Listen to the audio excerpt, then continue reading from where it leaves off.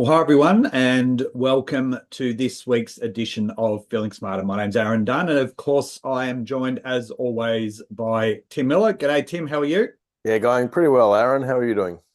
Not too bad, thank you. Well, we seem to be going through this continuous flux of reform and announcement at the moment. So, you and I don't seem to have any problems in content to be able to fill up our Feeling Smarter. And this week we were expecting some further announcements from the Minister of Financial Services, Daniel Mulino. He was expected and ultimately did announce a number of changes around the response to the Shield and First Guardian requirements. And I guess more broadly, there was some changes around compensation schemes of last resort and the fact that self-managed super funds were going to be captured within that as a way of contributing financially through a waterfall arrangement. So we're not really going to get into that detail today, but ultimately there was an expectation that SMSFs were going to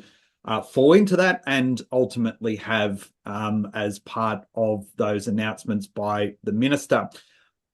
What is probably more relevant and really is part of the framing of our discussion today is to have a exploration into the announcements that relate specifically to the SMSF sector.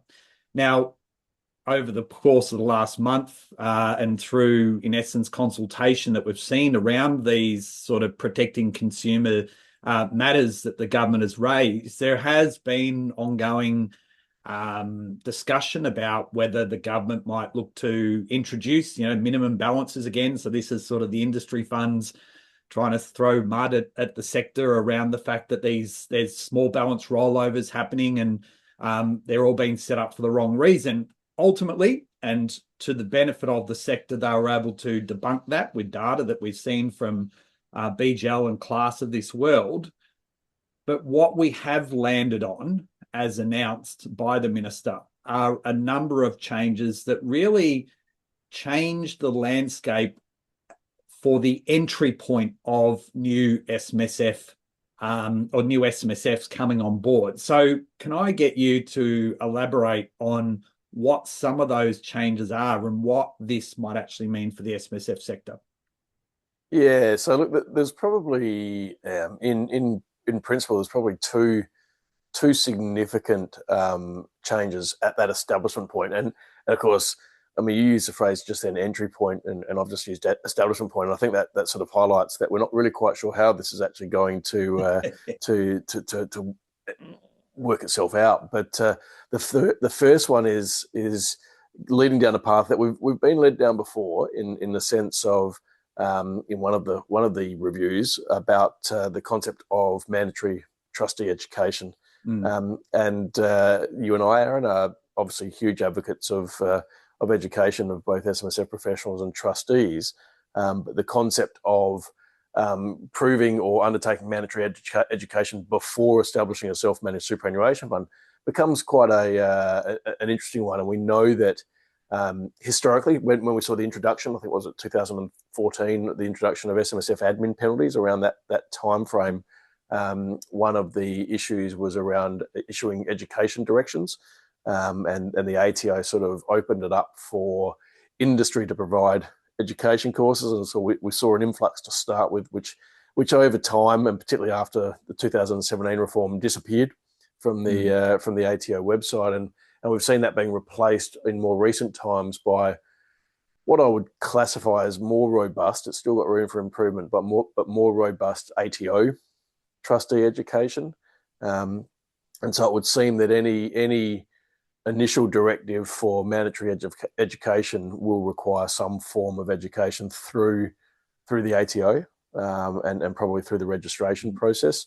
Yeah, and we saw the ATO finalise their practice statement around trustee education and I guess that education direction that would be required earlier this year. So, and a lot of that is in reality off the backdrop of that ATO course material now being finalised, because as you said, a lot of those courses that were free and able to be used and authorised in essence by the ATO have pretty much gone by the wayside because there was no fee that could be charged. And so therefore those organisations that were providing those really didn't see the benefit in essence rewriting those under the 2017 super reform. So it's been a fairly significant project for the ATO to get to here.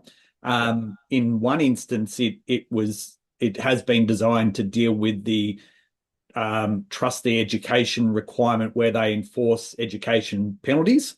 But it now looks like that it is potentially opened up to play a much greater role than maybe what was first thought. Yeah, and we've always sort of contemplated what this means, and really, it's got to be aligned to the trustee declaration from an education point of view, because we know that when the ATO have undertaken effectively establishment audits, for want of a better term, where they communicate with new or impending trustees, they'll often ask them questions linked back to that trustee declaration.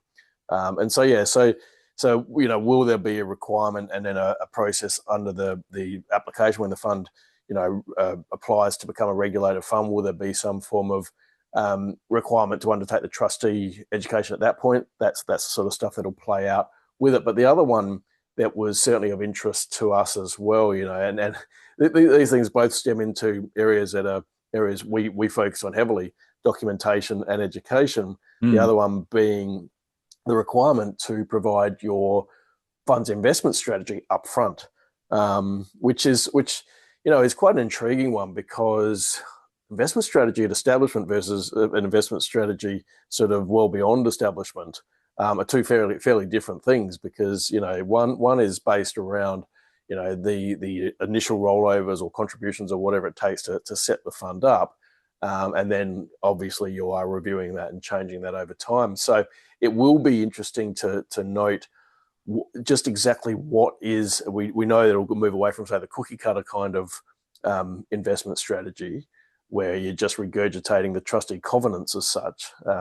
Theoretically, those disappeared a long time ago. I suspect many still have them, but into a more deliberate investment strategy that is focusing on why you've set the fund up and how you're going to achieve your objectives. And I think before I sort of throw back to you on this piece, Aaron, I think the bit that ties that all together is that they're also going to be asking for who gave you the advice to set the fund up. So that tracking of the financial advice piece, and clearly those that are advised are more likely to have that investment strategy piece in place compared to those that aren't advised.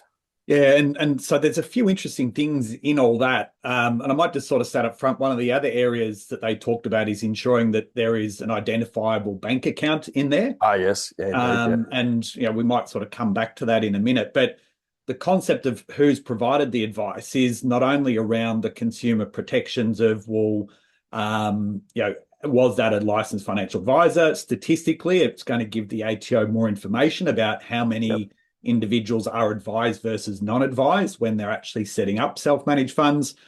Is it going to be requiring an organisation to be on there, or is it going to require someone who is an advisor that actually is an authorised rep under an AFSL? So we don't kind of know that information yet, but I can see this being utilised, I guess, in a couple of ways, both from a consumer protection standpoint, which is clearly what the mandate here of the Minister for Financial Services trying to protect because of the shielded first guardians and the other arrangements that we've seen over time.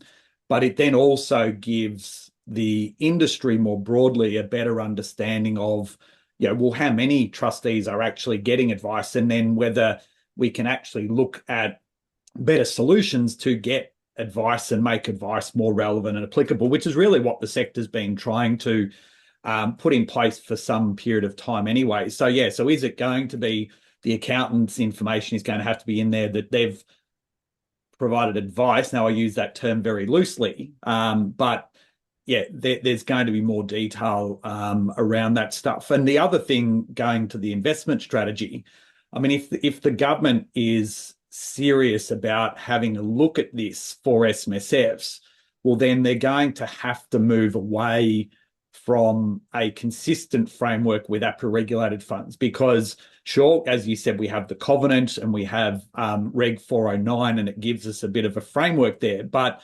when we look at APRA regulated funds, there is far more guidance around regulatory standards and so forth that APRA funds use that SMSFs don't really need to get involved in because they're not prudentially regulated. So in a compliance regulatory point of view, the reality has been typically that it's been done to tick a few boxes unless you have an advisor there who is prudently sort of managing this to achieve different retirement goals. So it'll be quite fascinating. I spoke to you earlier about the fact that does it provide an opportunity to go back and look at things like the retirement income covenant?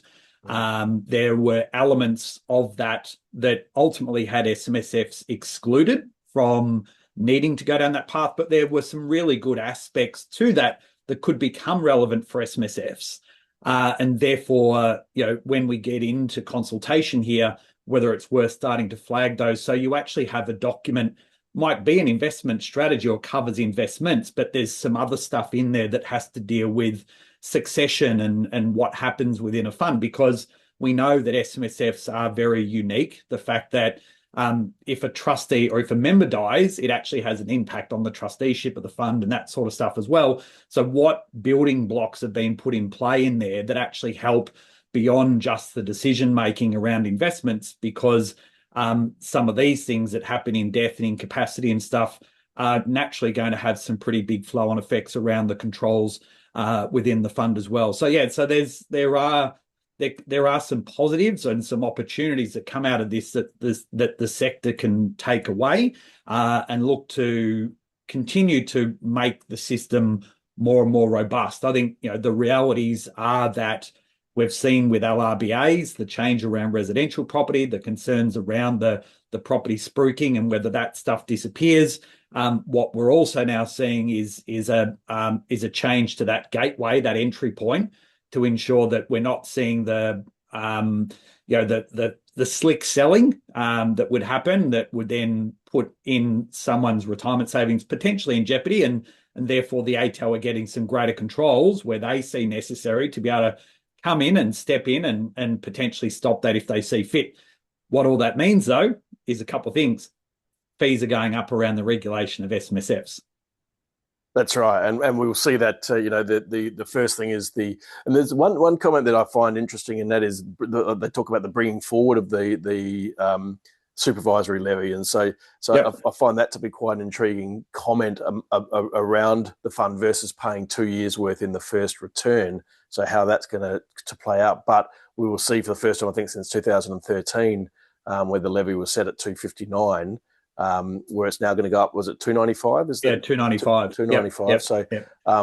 Yes, it's been some time since that increase, and we're always a little anti any sort of increase in regards to that. But yes, we will see that there will be a higher annual cost for self-managed super funds, which is and the other piece, without I don't like to always bring out the cynic in me, and obviously I'm supportive of really robust investment strategies and trustee education. But I think it was in either the media statement or the fact sheet which said, the objective here is not to introduce any more red tape. It's like, well, the very measures that are coming in are exclusively red tape measures for an industry that has proven time and time again to be pretty robust. And we have a lot of measures that come in to protect the few, not the many. And ultimately, yes, it will protect the many in the end. But, for what is largely a fairly compliant industry, to introduce measures, particularly in a time where we're seeing so much fund establishment occurring, that it will no doubt create a bit of a blip in the establishment process, and certainly will slow down the establishment process. And that's, I think, a big communication piece, is that people will have to understand that you're not going to get your fund set up in 48 hours or whatever it might be, that there will be processes that you have to go through to get to that point. And as you highlighted, the bank account is one of them. I mean, separation of assets and keeping the fund asset, keeping the fund cash or assets separate from other assets personally held. I question why now the need for a separate bank account. Hasn't that always just been everyone's process? Clearly, the answer to that is no. But then, should we be focusing on those that aren't doing the right thing there versus everyone else who were largely doing the right thing? Yeah, well, we could continue to talk on this for some point in time, but as is always the way, we will continue this journey, no doubt, as we start to see more information unfold. But as always, great to chat. Always look forward to it. And we look forward to you joining us for our next edition of Feeling Smarter. Take care and bye for now. See you all.